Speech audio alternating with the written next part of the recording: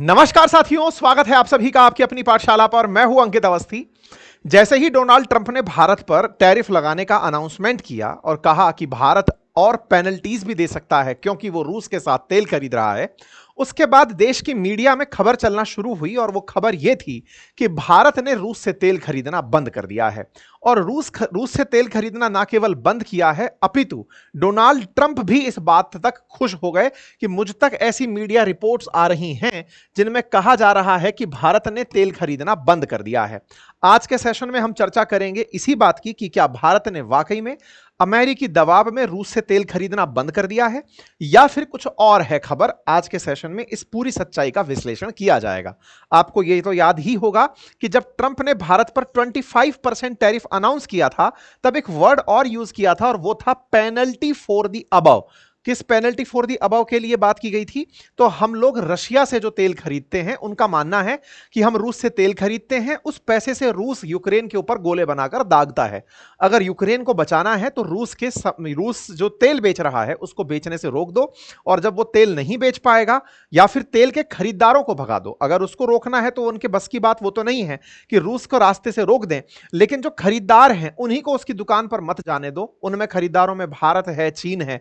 तो बोले अगर आपने इनको रोक दिया तो रूस का तेल जब बिकना ही बंद हो जाएगा तो अल्टीमेटली उसके पास पैसे नहीं पहुंचेंगे, और पैसे नहीं पहुंचेंगे तो फिर वो यूक्रेन पर गोला कहां से गिराएगा। तो ऐसे में रूस को पूरी तरह से नाकामयाब करने के लिए भारत जैसे देशों को, जो खरीदार हैं, उन्हें धमकाया गया। और धमकाने में कहा गया कि 25% तो टैरिफ आपको पे करना ही होगा अमेरिका में सामान बेचने के लिए, साथ में रूस से अगर तेल खरीदते हो तो पेनल्टी भी देनी पड़ेगी। ठीक है साहब। अब इस पेनल्टी से भारत को नुकसान क्या था, ये तो आप सब जानते ही हैं। कहा गया कि भारत से जो सामान अमेरिका जाता है, जिसकी वजह से इकलौता भारत का ट्रेडिंग पार्टनर जिसके साथ हम सबसे ज्यादा ट्रेड करते हैं, नंबर 1, और ट्रेड करके धन कमाते हैं, लगभग 40-45 बिलियन डॉलर का हम हर साल लाभ कमाते हैं अमेरिका से व्यापार करके। अगर उसका ट्रेड बाधित होता है तो हमारे लिए यह व्यापारिक घाटा कंसीडर किया जाएगा। फिर थॉट बनने लगी, अगर हम इसका सब्स्टिट्यूट तलाशते हैं, सब्स्टिट्यूट से मतलब है कि अमेरिका की बात मान लें और अमेरिका के कहे अनुसार रूस से तेल खरीदना रोक दें, इससे हमें क्या फायदा होगा। तो फिर मार्केट के जानकारों ने निकालना शुरू किया कि अगर भारत कहीं और से तेल खरीदता है तो हमें 9 से लेकर 11 बिलियन डॉलर तक का एक्स्ट्रा बिल देना पड़ सकता है। किस बात पर? क्योंकि अभी हमें रूस से जो तेल मिल रहा है वो सस्ता मिल रहा है। ऐसे में सस्ता तेल, अच्छा इंटरेस्टिंग एक फैक्ट मैं आपको यहां पर पहले ही बता दूं, रूस से तेल खरीदना प्रतिबंधित अभी तक भी नहीं था। रूस से जो तेल खरीदा जाता है उसकी कीमत पर एक बैन लगाया हुआ था। पहले तक था बाइडेन काल में $60 प्रति बैरल कि इससे नीचे अगर खरीद सकते हो तो खरीदो। बाद में अभी यूरोपियन यूनियन ने जब सैंक्शन लगाए तब कहा कि $45 प्रति बैरल से नीचे अगर खरीद सकते हो तो खरीदो। भारत ने पहले $60 प्रति बैरल, जब ट्रंप के बाइडेन के समय पर डिसाइड हुआ था, उसी को ध्यान में रखते हुए रूस से तेल खरीदा था। अर्थात हमने इतना सस्ता तेल खरीदा था जिससे दुनिया में ऑयल की कीमतें नहीं बढ़ी, क्योंकि भारत दुनिया का एक बड़ा ऑयल इंपोर्टर कंट्री है।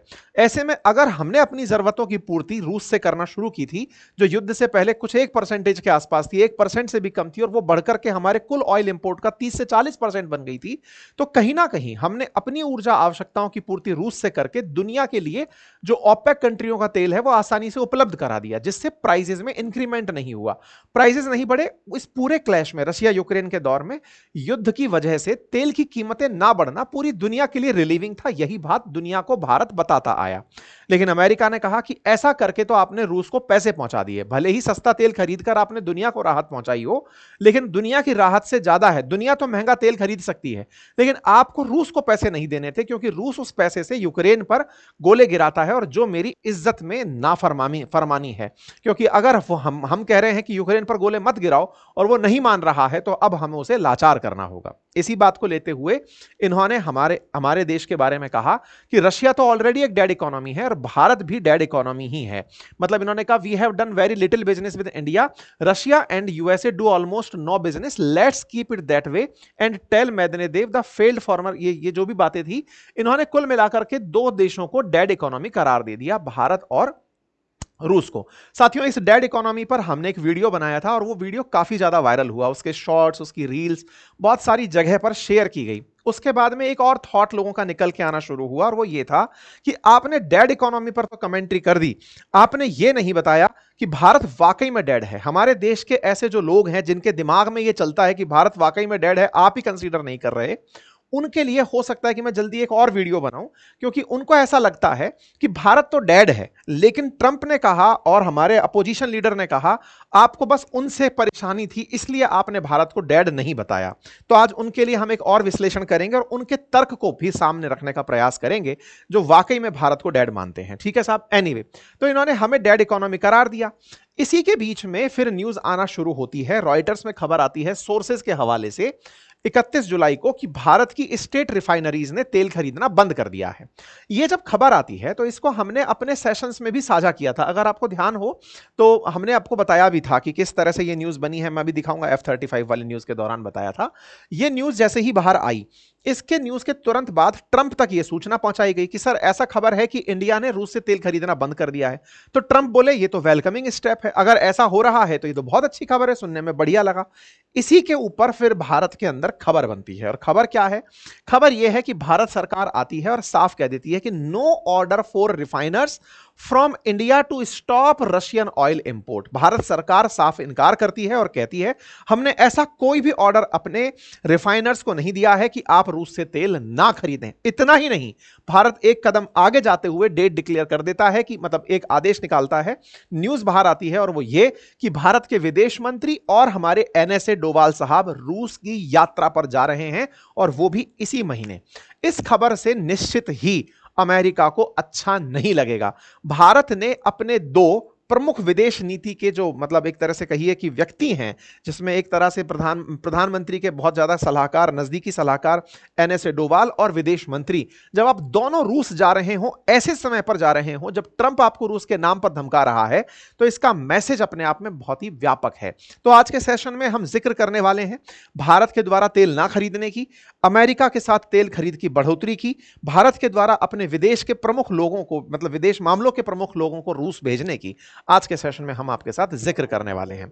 सबसे पहले आपके सामने वो न्यूज कटिंग जिसमें ट्रंप इस बात पर खुशी जता रहे हैं, कह रहे हैं कि ये तो अच्छी खबर है अगर इंडिया तेल खरीदना बंद कर रहा है रूस से। ये खबर जब बाहर आई तो इसके बाद में भारत के विदेश मंत्रालय के प्रवक्ता ने साफ कहा कि हमने अपने ऑयल रिफाइनर्स से ऐसा कुछ भी नहीं कहा है। मीडिया रिपोर्ट्स में कहा गया कि stop talking from Russia, MEA spokesperson ने कहा you are aware of our broad approach to energy sourcing requirement that we look at what is available in the market and prevailing global situation, we are not aware of any specifics। यानी कि हमने ऐसा कुछ कहा ही नहीं, ये केवल मनगढ़ंत कहानियां हैं। आपको ध्यान होगा हमने आज से 2 दिन पहले एक सेशन किया था F-35 के कारण भारत और अमेरिका के बीच बिगड़े संबंध पर। उसमें मैंने ये वाली न्यूज आपके सामने साझा की थी कि कहा जा रहा है कि Indian oil corporation, Hindustan petroleum, ये बड़ी न्यूज बनी थी भारत के अंदर कि इन्होंने रूस से तेल खरीदना बंद कर दिया है। ये जब बात निकल करके आई थी कि भाई ऐसा कुछ हो गया है, ये बात निकल कर आई तो ये सब जगह गूंजने लगी, ट्रंप तक पहुंच गई कि इंडिया ने रोक दिया, इंडिया ने रोक दिया। लेकिन अगले ही दिन इसका खंडन कर दिया जाता है और कहा जाता है कि India will continue to buy Russian oil despite Trump threat.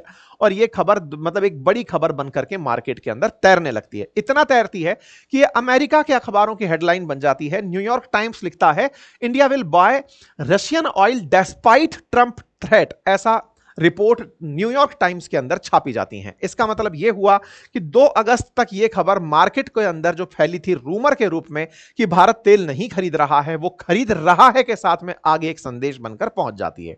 अब इसके पीछे की कहानियां हम लोग सब अच्छे से जानते हैं कि हम क्यों खरीदते हैं, क्योंकि युद्ध से पहले और युद्ध के बाद की स्थितियों में परिवर्तन आया है और भारत को तेल सस्ते दामों पर अगर रूस से मिल रहा है $60 प्रति बैरल से नीचे, तो हमें खरीदने में दिक्कत क्या है? हम खरीद करके दुनिया पर ही एहसान कर रहे हैं, क्योंकि 2022 से रशिया यूक्रेन झगड़ रहे हैं। अमेरिका के द्वारा तमाम प्रयास किए गए, इनको नहीं रुकवा पाए।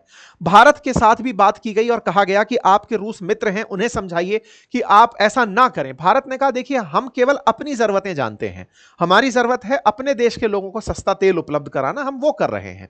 विश्व को अगर ऐसा लगता है कि वो सस्ता तेल उपलब्ध करा सकते हैं तो ओपेक कंट्री से कहिए, organisation of petroleum exporting countries हैं, उनसे कहिए कि वो सस्ता तेल दुनिया को उपलब्ध कराएं। वो रूस से सस्ता तेल उपलब्ध करा दें तो स्वतः ही रूस का तेल रुक जाएगा ना। देखिए बड़ा ही गजब का सिद्धांत चल रहा है कि रूस से तो कहिए कि वो $60 से नीचे बेचे, और जो ऑर्गेनाइजेशन है जो कि तेल पैदा करने वाले देशों का समूह है, उनसे अमेरिका कुछ नहीं कह रहा है। उनसे कह रहा है तुम्हें जितने में बेचना है बेचो।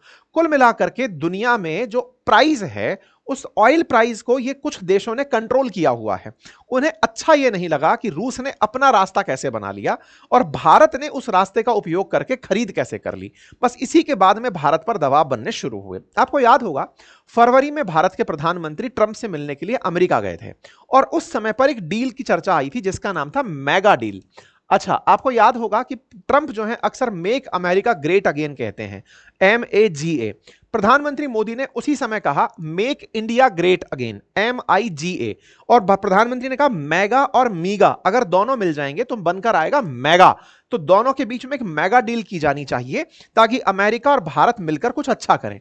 देखिए, यह बात भारत भी बेहतर तरीके से जानता है कि हम अमेरिका को सामान बेचकर लाभ कमाते हैं और हम भी चाहते हैं कि हम अमेरिका से माल खरीद पाएं ताकि उनका जो ट्रेड डेफिसिट है भारत के साथ में $40 बिलियन वो भारत को अतिरिक्त देते हैं, हम उसे काउंटर करें। और ये स्वाभाविक सी बात भी है, आप कमा वहां से रहे हो और फायदा किसी को दे रहे हो, तो जो कमाने वाला या जिसकी वजह से आप कमा रहे हो वो यहां पर राठौड़ी दिखाने की कोशिश करता है।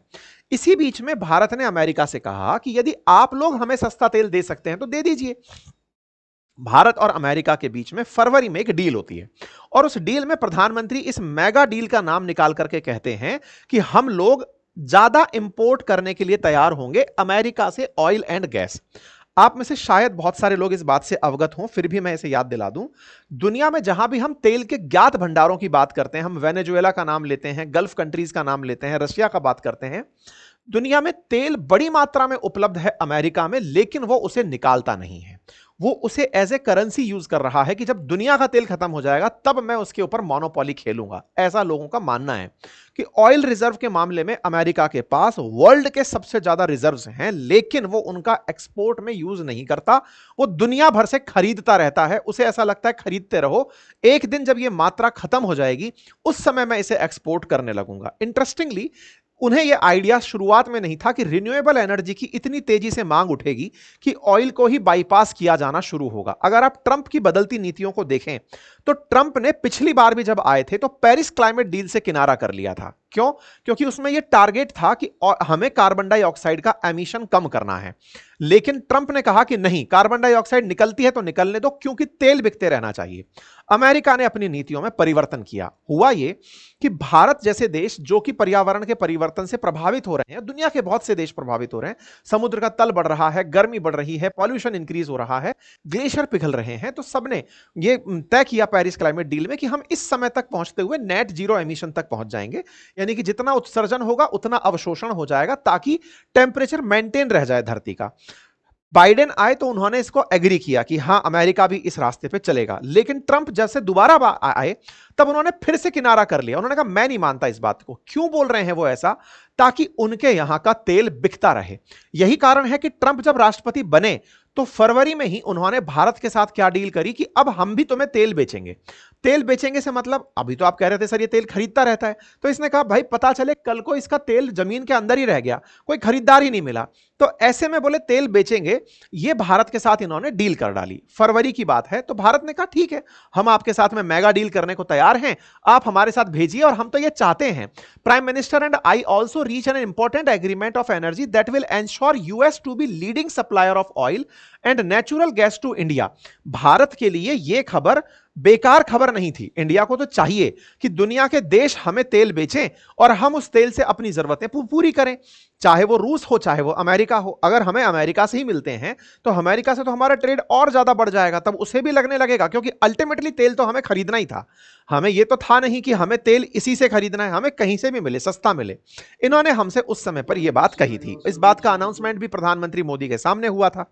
इसका मतलब यह तय था कि दोनों के बीच में अगर ट्रेड डील हुई है तो इसको एग्जीक्यूट भी होना था। फरवरी की खबर है, आप फिलहाल अगस्त में हैं।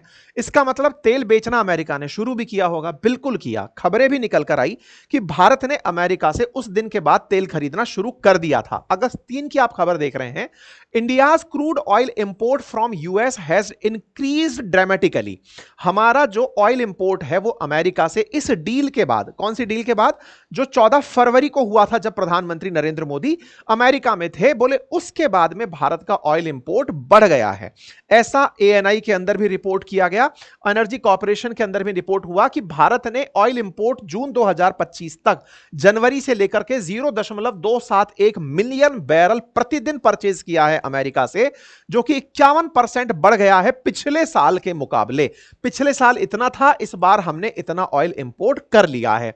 इसका अर्थ यह है कि भारत ने ऊर्जा की पूर्ति के लिए अमेरिका को भी एक विकल्प के रूप में रखा। हमने अमेरिका से कहा, हमारी आपसे कोई झगड़ा थोड़ी है, हमें सस्ता तेल मिल रहा है रूस से, जिससे दुनिया को फायदा हो रहा है, बस हम यह समझाना चाहते हैं।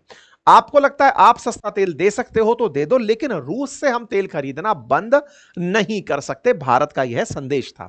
तो ऐसे में ट्रंप ने मीडिया के सामने यह कहा कि भारत ने रूस से तेल खरीदना बंद कर दिया है, यह अधूरी खबर थी। भारत ने खरीदना बंद नहीं किया, अपितु अमेरिका से फरवरी से लेकर अब तक तेल खरीदना बढ़ा दिया है, हम वहां से खरीद रहे हैं। अब सवाल यह आता है, लेकिन फिर भी ऐसी क्या जरूरत पड़ी कि आपको इन दोनों को रूस भेजना पड़ रहा है कि जाओ और जाकर के अपनी बात रख कर आओ? इसके पीछे की कहानी क्या है, अब उसको एक समझने का प्रयास करते हैं। देखिए, आप सभी अच्छे से जानते हैं कि भारत और रूस के रिश्ते ट्रायल एंड टेस्टेड ट्रस्टवर्दी रिश्ते हैं लंबे समय से, लेकिन कहीं ना कहीं भारत अमेरिका के बीच के इन दिनों के जो रिलेशन रहे, उसके चलते रूस कहीं ना कहीं आइसोलेट पाया अपने आप को कि भारत ने खुलकर मेरे बारे में या तो स्टैंड नहीं लिया, बस कहता ही रहा। लेकिन अमेरिका जिस तरह से खुलेआम इसके साथ बात कर रहा है, मेरे साथ बात ही नहीं हो रही है, कहीं ना कहीं ऐसा रहा। प्रधानमंत्री ने जाकर रूस में इस बात को रीअश्योर किया कि रूस, हम आपके साथ हैं।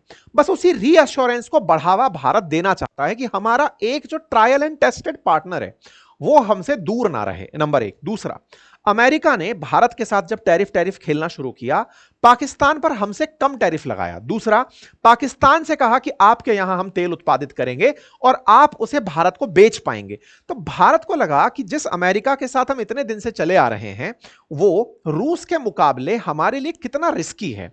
ऐसे में भारत ने रूस से अपने पुराने रिश्तों को मजबूत रखने के लिए, क्योंकि एक्सपेक्टेड है कि पुतिन भारत आए, इस साल 2025 में पुतिन के भारत आने की प्रबल संभावनाएं हैं।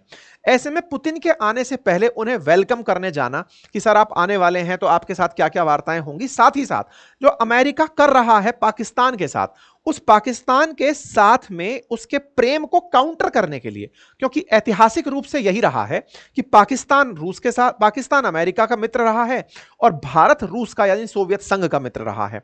बस इसी मित्रता को फिर से एक बार हाईलाइट करने के लिए ये सारे प्रयास हो रहे हैं। कुल मिलाकर के भारत का यहां जाना निश्चित ही अमेरिका के लिए एक संदेश होगा कि भारत अपने पुराने मित्र को छोड़ने वाला नहीं है, तुम्हें अपनी मित्रता पाकिस्तान से निभानी है, निभाओ। एक और बात कही जा रही है और वो ये है कि भारत के ऊपर जैसे अमेरिका दबाव बनाना चाहता है कि मैं पुतिन से कहूंगा कि युद्ध रोक दो। भारत को अगर रोक दिया गया तो पुतिन के साथ में डील करना अमेरिका के लिए आसान होगा। भारत का मानना यह है कि यह तुम लगातार समय से हूल देते आ रहे हो। पुतिन या फिर रूस कोई छोटा देश नहीं है जिसके साथ आप इस तरह की हूल देकर उसे कंट्रोल कर ले जाओगे। ये केवल और केवल बयानबाजी है। हम रूस के साथ खड़े होकर बस उसे यह दिखाना चाहते हैं कि तुम्हारा इसके साथ खड़ा होना रिस्की था, तुम इसके साथ खड़े हुए तो आधा देश यूक्रेन खा गए। हम रूस के साथ खड़े हैं क्योंकि हमारी जरूरतें बड़ी हैं। उम्मीद है कि आप सभी साथी इस बात से अवगत हुए होंगे। तो कंक्लूड करते हुए अगर हम पहुंचे तो यह बात कि क्या रूस से भारत ने तेल खरीदना बंद कर दिया, आंसर है जी नहीं। क्या अमेरिका से शुरू कर दिया? जी हां, आज से नहीं, फरवरी से।